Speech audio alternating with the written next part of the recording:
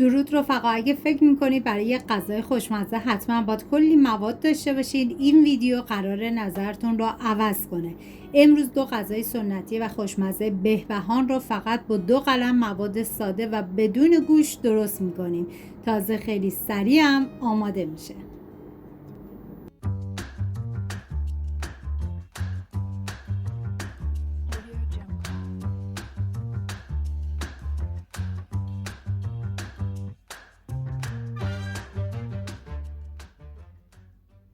غذای اولمون لبی ماشی بهبهان هستش که ما برای این غذا نیاز به 120 گرم لوبیای چش بلبلی و 120 گرم ماش داریم. از شب قبل خیس کردم میریزم داخل قابلمه.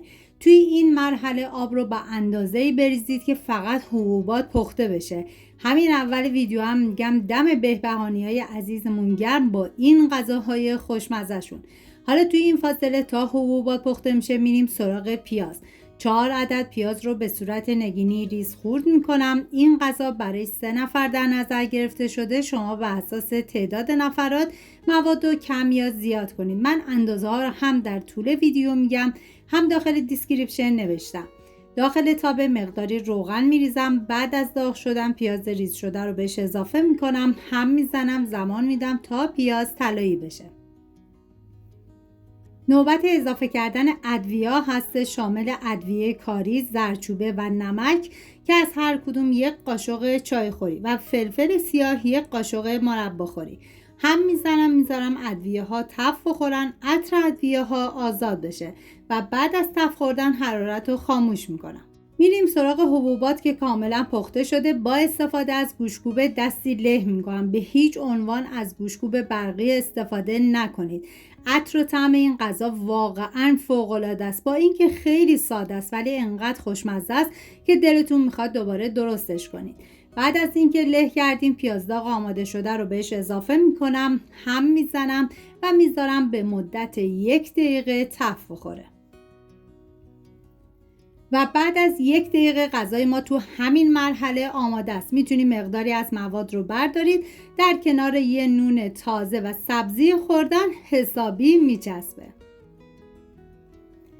باقی مواد رو من 3 لیوان آب جوش توی این مرحله میریزم و هم میزنم. بعد از اینکه هم زدم دیدم موادم کمی سفته، دوباره 1 لیوان نصفی بهش آب جوش اضافه میکنم و میذارم به مدت نیم ساعت دیگه بپزه و جا بیفته. بعد از اینکه پخته شد میتونید نون تلیت کنید و نوش جان کنید.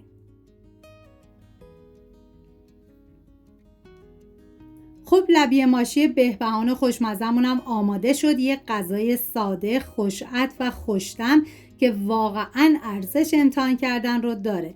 امیدوارم درست کنید و طعم فوق‌العاده‌اش لذت ببرید. حالا بریم برای سراغ غذای دوم که اونم به همین سادگی و خوشمزگیه. غذای دوممون قلی قوره بهبهان هستش که ما برای این غذا نیاز به 2 عدد پیاز داریم. به صورت نگینی ریز خورد میکنم. این غذا برای 2 نفر در نظر گرفته شده. شما به اساس تعداد نفرات مواد رو کم یا زیاد کنید. داخل قابلمه مقداری روغن ریختم. بعد از داغ شدن پیاز ریز شده رو بهش اضافه میکنم، هم میزنم، زمان میدم تا پیاز کمی طلایی بشه. واقعا تنوع غذای سنتی تو ایران خیلی زیاده و یکی از یکی خوشمزه تر. نوبت اضافه کردن ادویه هست، شامل زردچوبه، فلفل سیاه و نمک. هم میذارم ادویه ها تف بخورن، عطر ادویه ها آزاد بشه. نیاز به 1 کیلو قوره داریم که پاک کنید، بشورید و بعد با مقداری آب بجوشونید. بعد از اینکه پخته شد داخل آبکش بریزید، با پشت قاشق له کنید تا پوست و هسته باقی بمونه و در آخر آب قوره ما آماده است. به بقیه مواد اضافه میکنم. این غذای خوشمزه با اون طعم ملس و دلچسبش واقعا خاصه. آب قوره هم علاوه بر طعم فوق‌العاده‌ای که به غذا میده، به خاطر خواصش انتخاب عالی برای یک غذای سبک و خوشمزه است. 80 گرم برنج نیم دونه رو از 2 ساعت قبل خیس کردم. به بقیه مواد اضافه میکنم، هم میزنم و در آخر 2 قاشق غذاخوری شیر انگور میریزم، هم میزنم و میذارم این غذا بپزه تا زمانی که دونه برنج کاملا وا بشه. من بین این دوتا غذای سنتی که درست کردم خودم عاشق لبی ماشه بهبهان شدم که واقعا یه طعم فوق‌العاده داره. بعد از اینکه این غذا پخته شد میتونی نون تلیت کنی و نوش جان کنی.